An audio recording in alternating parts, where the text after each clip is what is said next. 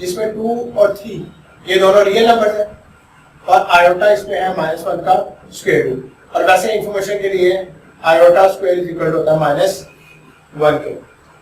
Conjugate में क्या करना है, जब भी आप किसी कॉम्प्लेक्स नंबर का कॉन्जुगेट लेते हो तो आप उसमें जो इमेजिनरी पार्ट है उसका साइन चेंज कर देते हो। तो ये बन जाएगा 2 + 2 - 3 आयोटा। अब मुझे सोच के बताएं, अगर कोई नंबर है 3 + आयोटा तो इसका कॉन्जुगेट क्या होगा, 3 - आयोटा। अगर कोई नंबर 1 है इसका जो कॉन्जुगेट होगा वो क्या होगा, 1 ही होगा। तो इसे पॉइंट 1 को हम लिख सकते हैं 1 + 0 आयोटा, तो ये भी 1 के इक्वल ही है। और इसका जो कॉन्जुगेट लेंगे तो 1 - 0 आयोटा, ये 0 ही रहेगा और ये। तो इसका मतलब है रियल नंबर जो के हैं, जो रियल नंबर होते हैं वो सेल्फ कॉन्जुगेट होते हैं। कोई भी नंबर है वो अपना ही कॉन्जुगेट है, लेकिन सिर्फ रियल नंबर के पॉइंट ऑफ व्यू से। स्टूडेंट्स अब देखें, जब आपने कॉन्जुगेट को डिस्कस कर दिया तो कॉन्जुगेट के बाद आप modulus of a complex number के बारे में हम कुछ पढ़ते हैं। मॉडुलस डिस्कस करने से पहले आपको मैं बताता चलूं कि आर्गन डायग्राम क्या होती है। Argon diagram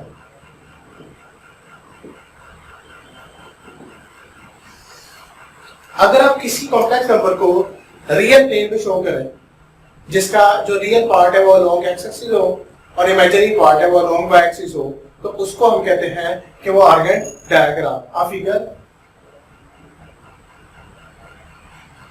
a figure consisting one or more complex number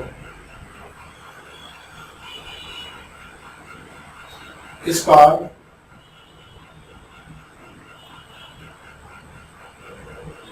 argon diagram.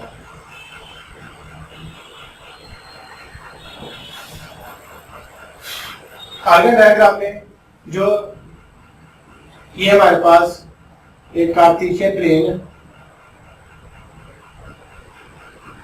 जो कि एक्स एक्सिस होता है और वाई एक्सिस होता है, यहाँ पे वाई नेगेटिव होता है और यहाँ पे एक्स नेगेटिव होता है।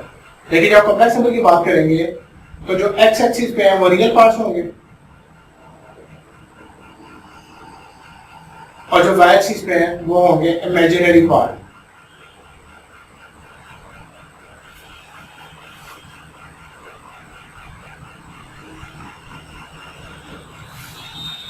तो this is called Argand diagram. Complex number को कार्टेशियन प्लेन पे शो करने का जो तरीका है उसको हम क्या कहते हैं, आर्गन डायग्राम। इसके बाद दो चीजें आपको पता होनी चाहिए, modulus and argument of a complex number. Modulus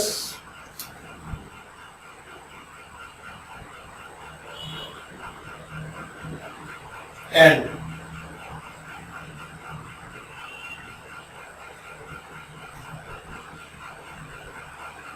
argument of a complex number। लेकिन दो चीजें, मॉडुलस और आर्गुमेंट। मॉडुलस से क्या मुराद है, डिस्टेंस फ्रॉम द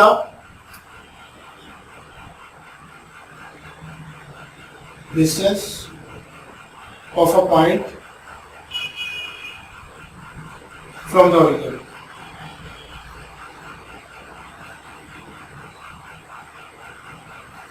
और आर्गुमेंट से क्या मुराद है, आर्गुमेंट कहते हैं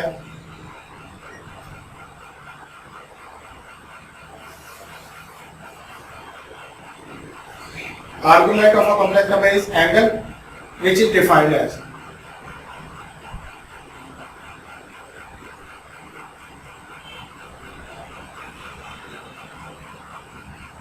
theta is equal to tan inverse 1 y over x। theta is equal to tan inverse 1 y over x।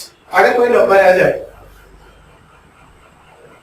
x plus iota y, तो इसका जो आर्गुमेंट होगा उसको आप z मॉडुलस से लिखते हैं या फिर r से लिखते हैं, तो ये बराबर हो गया x square plus y square plus square root. For example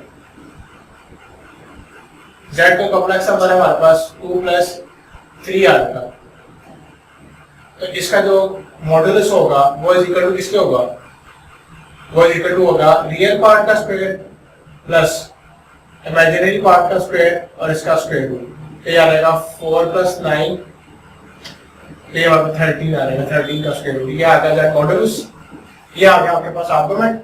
और अगर आप इसका स्क्वायर ले लें तो जेड मॉडुलस का जो स्क्वायर होगा वो होगा 13। और अगर आप इसका आर्गुमेंट लिखें तो थीटा इज इक्वल टू होगा टेंजेंट इनवर्स 1 y/x। तो ये जो पार्ट होता है ये y होता है आपके पास, और ये पार्ट जो होता है वो x होता है। तो टेंजेंट इनवर्स 1 3/2। तो जब आप इसको कैलकुलेटर में सॉल्व करेंगे तो जो आपका आंसर होगा वो आपको आ जाएगा आर्गुमेंट। इसके बाद प्रॉपर्टी तो मॉडुलस एंड कॉन्जुगेट पता होना चाहिए आपका, मोस्ट इंपॉर्टेंट।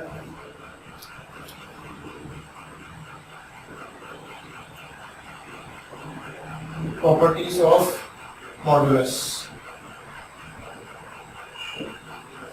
नेक्स्ट वर्ड्स में जो मोस्ट इंपॉर्टेंट प्रॉपर्टी है, पहली property z into z conjugate, z mode का स्क्वायर होता है। सेकंड प्रॉपर्टी z1 + z2, इसका जो मोड होगा, इसका जो कॉन्जुगेट होगा वो बराबर होगा z1 कॉन्जुगेट + z2 कॉन्जुगेट। इसी का तीसरा डिस्कस कर लेते हैं कि अगर माइनस हो तो z1 conjugate minus z2 conjugate. Third property z double conjugate z के इक्वल होता है कि अगर आप किसी कॉम्प्लेक्स नंबर का एक दफा कॉन्जुगेट लें और दोबारा फिर कॉन्जुगेट ले लें तो वही नंबर आ जाता है। फॉर एग्जांपल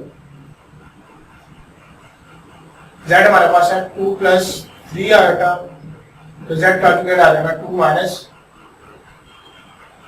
3 आएगा। और इसका अगर दोबारा ले लें कॉन्जुगेट तो 2, जैसे कि मैंने आपको बताया था कि कॉन्जुगेट लेते हुए आयोटा जो इमेजिनरी पार्ट है उसका साइन चेंज कर देते हैं। आयोटा में प्लेस करेंगे माइनस आयोटा से तो +3 आयोटा आ गया।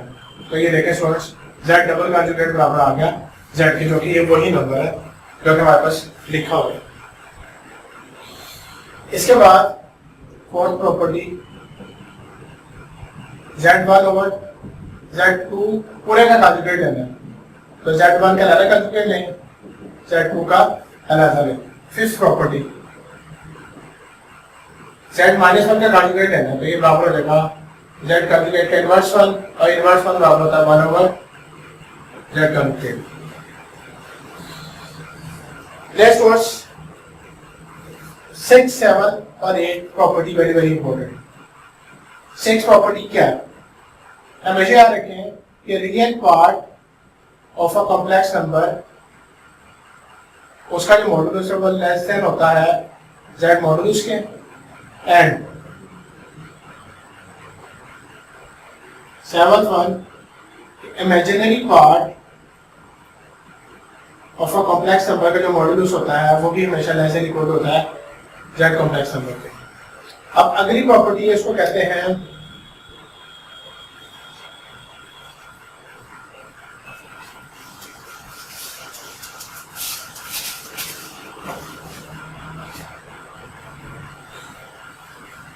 जी ट्राइएंगल इनइक्वालिटी। ट्राइएंगल इनइक्वालिटी, जी ट्राइएंगल इनइक्वालिटी क्या है? z1 + z2 का मॉडुलस हमेशा लेस देन इक्वल टू होता है z1 का कॉन्जुगेट प्लस z2 का कॉन्जुगेट, और ये हमेशा ग्रेटर इक्वल होता है z1 का मॉडुलस माइनस z2 का मॉडुलस। ये this is called least value, this is called least positive value,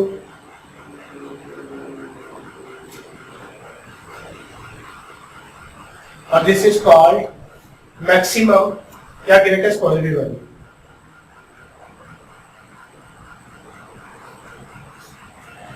greatest positive value. आपका एमसीक्यू आ सकता है फॉर एग्जांपल कि इफ z1 3 के इक्वल है, z2 7 के इक्वल है, तो फाइंड लीस्ट पॉजिटिव वैल्यू।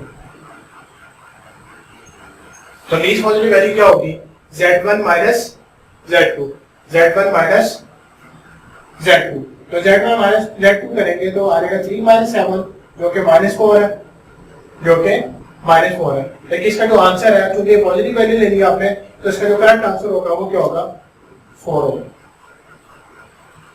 इसके बाद lastly polar form of a complex number, polar form of a complex number.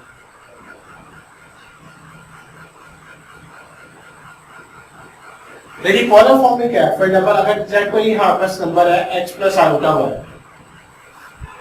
तो इसमें इसको पोलर फॉर्म में हम लिखेंगे, x को अपडेट कर लें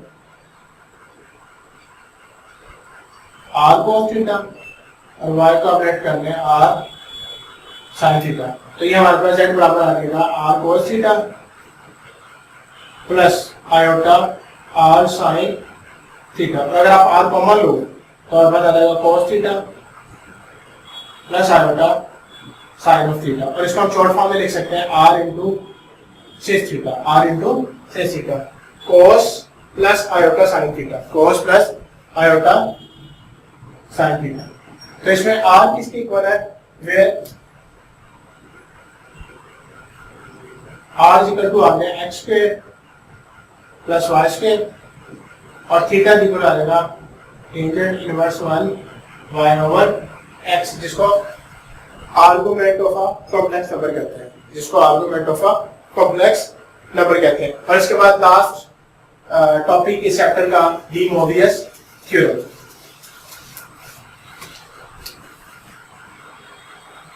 D Moivre's theorem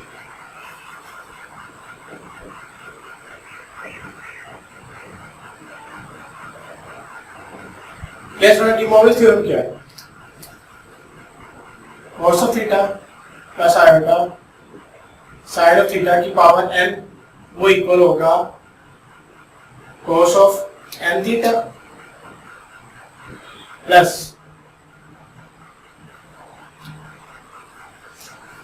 sign of n theta, sine of n theta. So इसमें आप क्या कर रहे हैं, डी मोवियस थ्योरम है क्या, ये एक कॉम्प्लेक्स नंबर लिखा हुआ cos of theta plus iota sine of theta की पावर n ले, तो वो किसके इक्वल आ गया, cos of n theta plus iota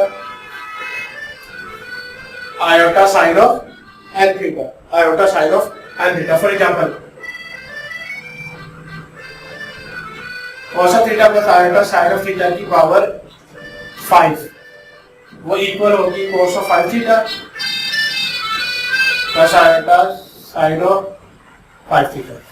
This is the end of part 2 lecture. इसके बाद नेक्स्ट वीडियो में हम MCQs को डिस्कस करेंगे।